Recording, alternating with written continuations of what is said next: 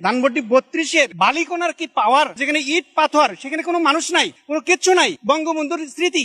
এদেরকে পাহারা দেওয়ার জন্য রাষ্ট্রের সর্বশক্তি নিয়োগ করেছেন।